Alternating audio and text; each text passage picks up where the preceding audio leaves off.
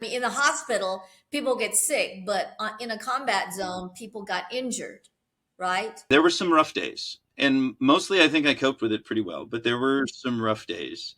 One of my stories out of that, probably the worst, and I don't know why it was the worst because it wasn't the most horrific thing that I saw, but probably the worst for. Well, I think I do know why it was the worst. But so there was a Turkish contractor who was supporting the U.S. forces on the base in Mosul, had a heart attack while we were there. He wasn't a combat injury. He had a heart attack.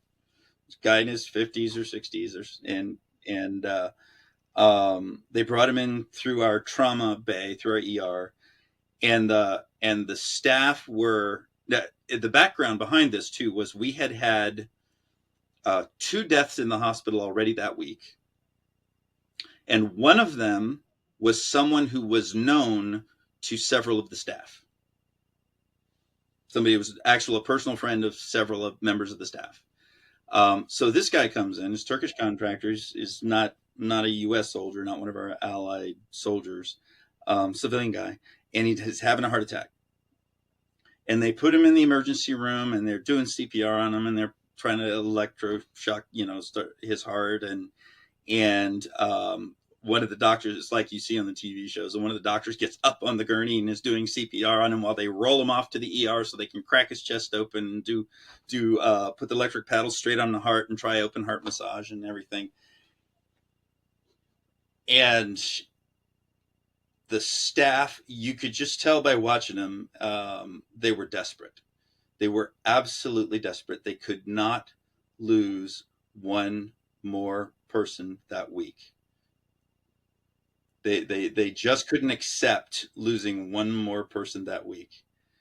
And so, and there was nothing really for me to do with the patient. I would go to the ER when there was a trauma situation and try to get some time to talk with the patients if there was a break in what the medical staff were doing, and I could get their attention. There was no opportunity to try to talk to this guy, nor would he have probably valued it if I had, because he was Turkish. He was presumably Muslim, and I'm not. I went into the ER, and I positioned myself in the scrub room where there was a window. They could see me, and I could see them, and I was there, praying for the team, and I was overwhelmed by the desperation. Um, and this was in the evening, and Becky and I we would get on instant messaging and chat with each other in the evenings, but she knew that when there was a trauma in the hospital, I wouldn't be able to do that. So if I wasn't on, she didn't worry, or at least she told herself not to worry, that there wasn't anything bad happening to me, that I was in the ER dealing with the trauma. It's what she told herself. I don't know how much confidence she had in that. And because we would get mortared, and she knew that. And shot at. Um, but anyway, afterward, and they finally pronounced the guy dead. And I milled around and talked to the staff for a while. And then I went back to my office to see whether I could still get Becky on the computer. And I would chat with the kids, and then they would go to school, and then I would chat with Becky. And so I got online with Becky, and she's like, "Hey, the kids are just about to leave, but you can talk to them really, really briefly before they have to go to school.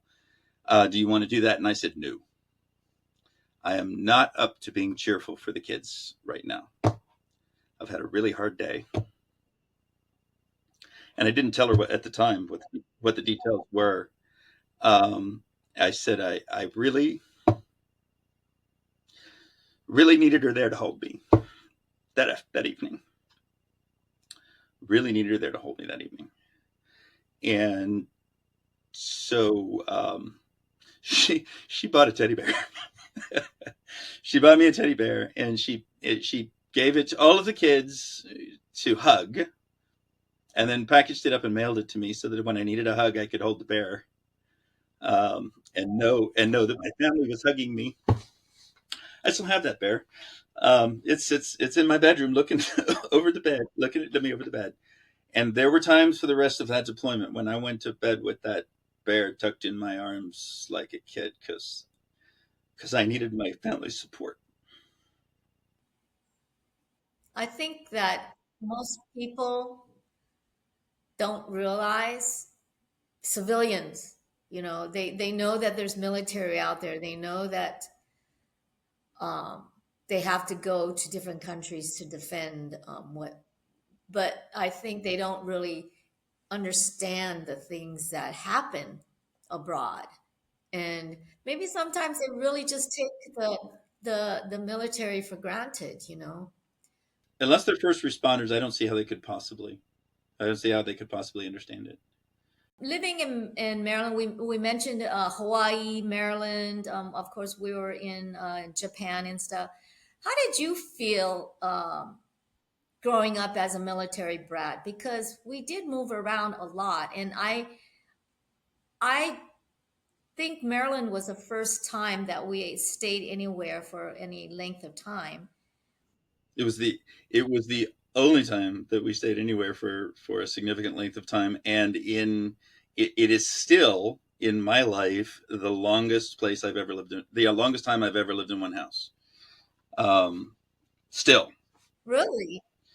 and well, yeah, because what happened? I I graduated from high school, joined the Army Reserve. I went away to training. I came home. I got married. I moved out of mom and dad's house when I got married. Becky and I had two different places to live while I was in college, and then I was off to active duty. So yeah, the longest I've ever lived in one house is 8 years. The longest I've ever lived in one town so far is 12. But we've had two different houses. Did it affect your thinking or your attitude, moving around or so much?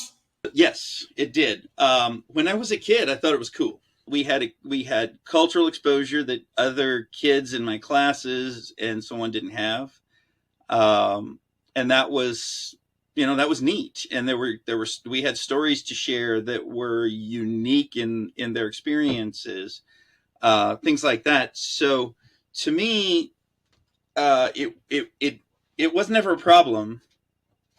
Um, but I think deep down there was a sense of loss at not having a stable place. I had a family, and home is always wherever the family was. When I got married, then it was wherever Becky was. Um, but I don't think I ever knew, and I told this to John once. I don't think I ever really knew that I had that sense of loss until my father-in-law died. He died very suddenly in a tractor accident, flipped his tractor, um, and family went home for the funeral, and Becky stayed there. I was stationed in Colorado at the time, and I came back to Colorado. I had a marriage retreat to lead, so I couldn't extend my stay in Colorado. And on the way to the marriage retreat, I won't give you the whole story because it was a hellacious trip. But on the way to the marriage retreat, I heard a song. It's called "The House That Built Me." It's a country song. I heard it on the radio, and it's about a woman who returns to the house that her father built and that she grew up in. And she talks about her handprints are in the concrete on the porch, and her dog's buried under the tree in the yard. And she learned to play the guitar upstairs in the bedroom, and she had a sense of having lost her way, and so she went back, and there's a completely different family there now. But she went back and she asked permission to come in and look around and reconnect with her sense of self. And I still choke up when I talk about this. I'm not a guy. I don't cry easily, but that one triggered me, and telling the story of it still does. Um, and I couldn't, and I at first I couldn't figure out why. And then I realized, well, I had just come back from Gino's funeral, and family had come in from all over the country to the funeral.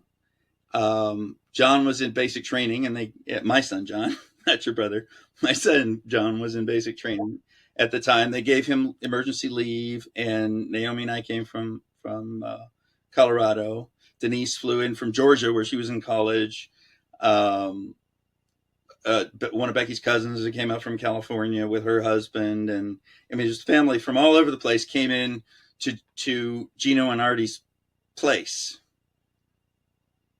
and it was very clear that to all of them, this was home. This was a place they all knew they could always come back to.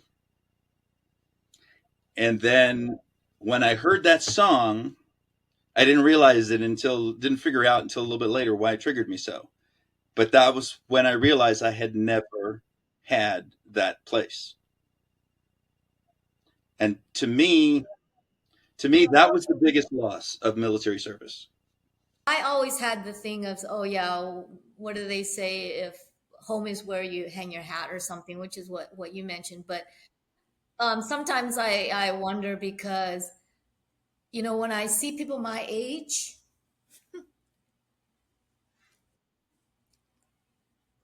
um, they all go on class reunions, and it's just with kids that they grew up with.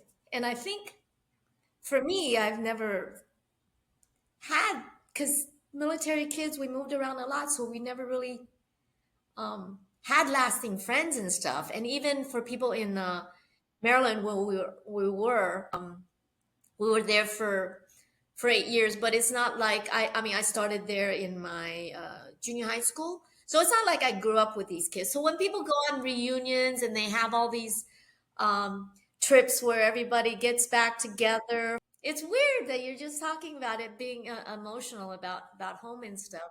Um, and like I said, when I bring up things or we talk about things, then it triggers memories and things like that. So yeah. And that's the thing about that. But see, it's too late for me to ever have that now. You can't build something like that in your 50s that can be a place, that can be a place that you're always, that's your forever place. And my kids, and before I ever got a house that even had the potential to be forever home for me, my kids were grown and gone. So I can't make a place like that for them either.